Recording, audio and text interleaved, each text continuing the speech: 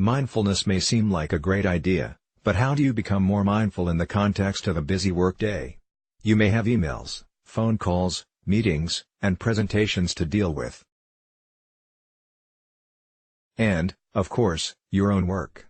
In the middle of all that, how can you apply the principles of mindfulness so that you feel more alive and present, as well as being productive?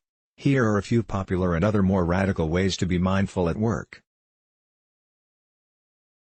Mindfulness is, above all, about being aware and awake rather than operating unconsciously. When you're consciously present at work, you're aware of two aspects of your moment-to-moment experience: what's going on around you and what's going on within you. To be mindful at work means to be consciously present in what you're doing, while you're doing it, as well as managing your mental and emotional state. If you're writing a report, mindfulness requires you to give it your attention. Each time your mind wanders to things like Helen's new role or Michael's argument with the boss, just acknowledge the thoughts and bring your attention back to the task in hand. See how to stop thinking. This scenario sounds simple, but many aspects of your experience can get in the way. Here are some ideas to help you stop being mindless and unconscious at work and more mindful and consciously present. Make a clear decision at the start of your workday to be present as best you can. Pause for a few moments before you start your workday to set this intention in your mind. Mindful exercises train your brain to be more mindful. The more mindful exercises you do, the easier your brain finds it to drop into a mindful state, thus optimizing your brain function. In the busy workplace, finding time for a 30-minute mindful exercise can be difficult. So does that mean you can't be mindful at all at work? Nope. Mindful exercises can be as short as you'll wish. Even 1 minute of consciously connecting with one of your senses can be classified as a mindful exercise. You don't need to close your eyes. You don't even need to be sitting down. Be creative about finding slots in the day to practice mindfulness exercises. At times of excessive pressure at work, practicing a short mindfulness exercise can be a savior. The process helps to rebalance your nervous system, toning down the fight or flight response and engaging the wise part of your brain, so that you make reasoned decisions rather than automatically react to situations. Single tasking is doing one thing at a time. Multitasking is trying to do 2 or more tasks at the same time or switching back and forth between tasks. Nobody can actually multitask. In reality, your brain is madly switching from one thing to the next, often losing data in the process. Most people know multitasking is ineffective nowadays. If multitasking is so inefficient, why do people still do it? The reason was uncovered in a study by Jung Wang at Ohio State University. She tracked students and found that when they multitasked, it made them feel more productive, even though in reality they were being unproductive. Other studies found that the more you multitask, the more addicted you get to it. Here are a few ways to kick the multitasking habit and become a mindfulness superhero. Keep a time journal of what you achieve in a block of time. Work out when you're single-tasking and when you're multitasking. Note down what you achieved in that time block and how mindful you were. The word mindful means to remember. Most people who've read about or undertaken training in mindfulness appreciate the benefits of mindful living. Unfortunately, they keep forgetting to be mindful. The reason you forget to be mindful is because your brain's normal, default, mode is to be habitually lost in your own thoughts, running a sort of internal narrative. When you're going about your usual daily activities, your brain switches you into this low-energy state, which is unmindful, almost dreamy. Doing some things automatically, without thinking, is fine, but research undertaken at Harvard University showed that 47% of a person's day can be spent lost in thoughts. The same research found that daydreaming can have a negative impact on well-being. Being on autopilot means that you're not present and awake to the opportunities and choices around you. You can't be creative, plan something new or respond appropriately if you're operating mechanically. By using some form of reminder, you can be mindful again. The reminder shakes you out of autopilot mode. Try these reminders. Setting an alarm on the phone, even a vibrating alarm that doesn't disturb others, can work well. So, every time your phone rings, you take a mindful breath. Every time you hear the ping of a text message, you pause to be mindful of your surroundings rather than immediately reacting by checking the message. All these things are opportunities to come back into the present moment, to see yourself and your surroundings afresh. You take a small step back and reflect rather than automatically react to what's coming at you in the form of demands, tasks, and challenges. Mindfulness at work does seem counterintuitive. You're considering the fact that, by stopping or slowing down, you can become more efficient, productive, happy, resilient and healthy at work. You may not think that slowing down and being conscious can have such an effect. See how to stop for more tips on that. Imagine being asked to stop sleeping for a week. Sleeping is resting, and resting isn't work. So, simply stop sleeping and just keep working.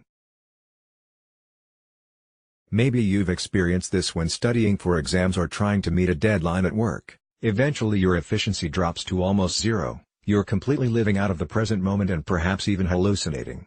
You need to sleep at least 7 hours every night to be able to function effectively. Clearly, rest can increase efficiency. If you do manage to get about 7 hours of sleep and achieve a certain amount of work, imagine what would happen if you also did a few mini mindfulness exercises during the day? Your brain would become even more efficient, focused, effective at communicating with others, and better at learning new skills. Being in a panicky rush leads to bad decisions and is a misuse of energy. Instead, pause, focus on listening, stroll rather than run, and generally take your time when at work. Effective leaders, workers, and entrepreneurs slow down and reflect to make the best decisions and actions. They slow down to speed up. That's a mindful way of working. Recent research conducted at the University of Wisconsin-Madison asked 30,000 people the same question: does the perception that stress affects health matter?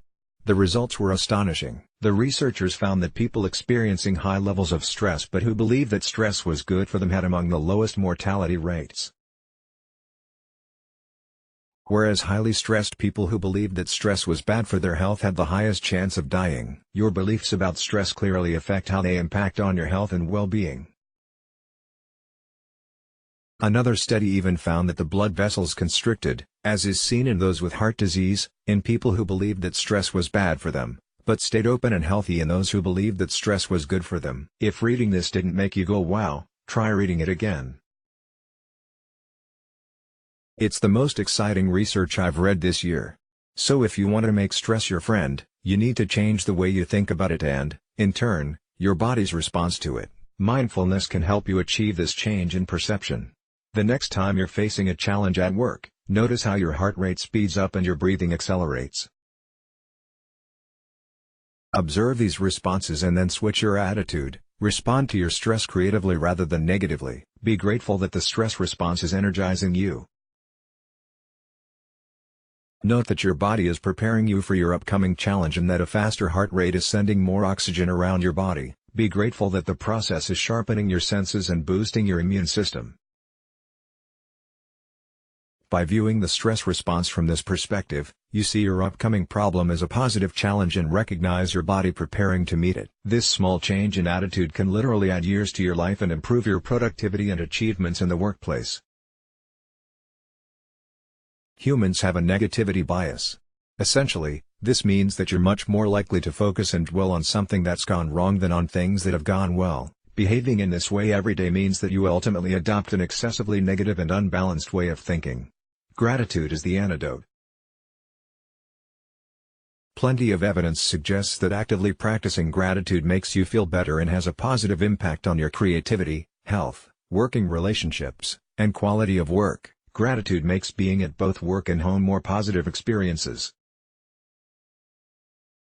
If you feel like you're stuck in a job you don't enjoy, the first step is to practice gratitude. What's going well in your job?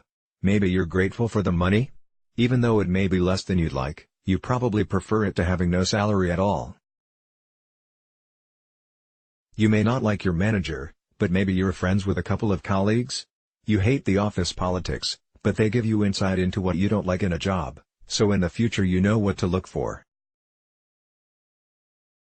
After practicing gratitude, you can then consider whether you want to continue in that role or need to find another job.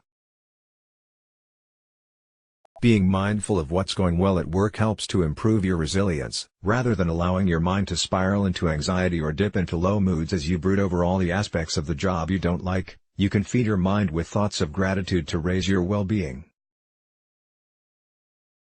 Then, if you do decide to find another job, your positive mental state can help you select an appropriate position and optimize your performance in the interview. People hire positive people, not those who just complain about what's going wrong. Use gratitude to neutralize your brain's natural negativity bias. Humility comes from the Latin humilis, meaning grounded. Humble people have a quiet confidence about themselves and don't feel the need to continuously remind others of their achievements. Humility may seem counter to our culture of glorifying those who make the most noise about themselves, grabbing our attention. But actually, humility is attractive. No one enjoys being around those who continually sing their own praises, and most people enjoy the company of those who are willing to listen to them rather than talk about themselves all the time. In Jim Collins' hugely popular book Good to Great, he identified leaders who turn good companies into great ones. He found that the companies exhibiting the greatest long-term success, at least 15 years of exceptional growth, had leaders demonstrating all the skills of your standard leader but with one extra quality: personal humility. They were willing to work hard, but not for themselves, or the company. If things went wrong, they didn't seek to blame others to protect themselves. And if things went well, they immediately looked outside of themselves to congratulate others. They didn't have an inflated ego that needed protecting all the time. Humility is often confused with meekness or timidity, but they're not the same. Humility does not mean seeing yourself as inferior, rather, it means being aware of your natural dependence on and equity with those around you. How is humility linked to mindfulness? Mindfulness is about accepting yourself just as you are, and being open to listening to and learning from others. Mindfulness is also synonymous with gratitude. You appreciate how others have helped you, and someone who is grateful for the contribution of others is naturally humble. To develop a little more humility, try the following. Undertake mindful exercises. Mindfulness reduces activity in the part of the brain that generates the story of yourself, sometimes called the narrative self. Giving too much attention to you and your own story is unhealthy. Mindfulness practice helps you to be more connected with your senses, the present self. Your attention widens and you can see how much others contribute to your everyday successes. Acceptance lies at the heart of mindfulness. To be mindful means to accept this present moment just as it is. And it means to accept yourself, just as you are now. It doesn't mean resignation or giving up. But it does mean acknowledging the truth of how things are at this time before trying to change anything. Here's a workplace example. If you went $30,000 over budget, that's a fact. It's already happened. As soon as you accept that, you can move forward and try to deal with the situation. Lack of acceptance can lead to denial of the fact, maybe causing you to go even more over budget, or avoidance. You keep skipping meetings with your boss, or aggression. You vent your anger at your team unnecessarily, adversely affecting relationships and motivation. Instead, you can accept the situation, talk to the necessary people, learn from your mistakes, and move on. Acceptance actually leads to change. When you accept yourself, you cut down on energy-draining self-criticism. You're then much better able to enjoy your successes and smile at your shortcomings. Personal acceptance is even more powerful. Self-acceptance is embracing all facets of yourself, your weaknesses, shortcomings, aspects you don't like and those you admire. When you accept yourself, you cut down on energy-draining self-criticism. You're then much better able to enjoy your successes and smile at your shortcomings. Through self-acceptance, you can create a clarity of mind that allows you to work on those aspects of yourself you wish to improve. The starting point of self-improvement and personal development is self-acceptance. According to Carol Dweck and her team at Stanford University researcher, people essentially adhere to one of two mindsets, a growth or a fixed mindset. People with a fixed mindset believe that their basic qualities, such as their intelligence and talents, are fixed traits. Instead of developing their intelligence and talents, they spend their time hoping their traits will lead to success. They don't seek to develop themselves, because they think that talent alone leads to success. They turn out to be wrong. Brain science has proved otherwise. People with a growth mindset believe that they can improve their intelligence and talents with effort. By applying themselves, they think that they can get better. They see brains and talent as just the starting point, and build on them with hard work and determination. Brain scans have actually revealed that effort does lead to growth in intelligence and enhancement of initial talent over time. People with this mindset have a love of learning and demonstrate greater resilience. Success at work depends on having a growth mindset. Mindfulness is about adopting a growth mindset. Mindfulness is about giving attention to the present moment and not judging your innate talent or intelligence, but being open to new possibilities. When you adopt a growth mindset at work, you don't mind getting negative feedback as you view it as a chance to discover something new. You don't mind taking on new responsibilities because you're curious about how you'll cope. You expect and move towards challenges, seeing them as opportunities for inner growth. That's the essence of mindfulness at work, believing that you can improve and grow with experience, moving towards challenges, living in the moment, and discovering new things about yourself and others. Use the following 4 steps to develop a growth mindset. Based on research by Dweck and colleagues, listen to the voice of a fixed mindset in your head. This is about being mindful of your own thoughts when faced with a challenge. Notice if the thoughts are telling you that you don't have the talent, the intelligence, or if you find yourself reacting with anxiety or anger when someone offers feedback to you. Notice that you have a choice. You can accept those fixed mindset thoughts or question them. Take a few moments to practice a mindful pause. Question the fixed mindset attitudes. When your fixed mindset says, "What if I fail? I'll be a failure," you can ask yourself, is that true? Most successful people fail. That's how they learn. Or if fixed mindset says, "What if I can't do this project? I don't have the skills," reply with, "Can I be absolutely sure I don't have the skills? In truth, I can only know if I try. And if I don't have the skills, doing this will help me to learn them." Take action on the growth mindset. This will make you enjoy the challenges in the workplace, seeing them as opportunity to grow rather than avoid. Use the above system if your mind starts leaning towards the fixed mindset. Over time, you'll find yourself habitually of a growth rather than fixed mindset, leading to greater success and personal mastery than before. This article was adapted from Mindfulness at Work for Dummies by Shamash Aladina and Juliet Adams. Let's block ads. Why?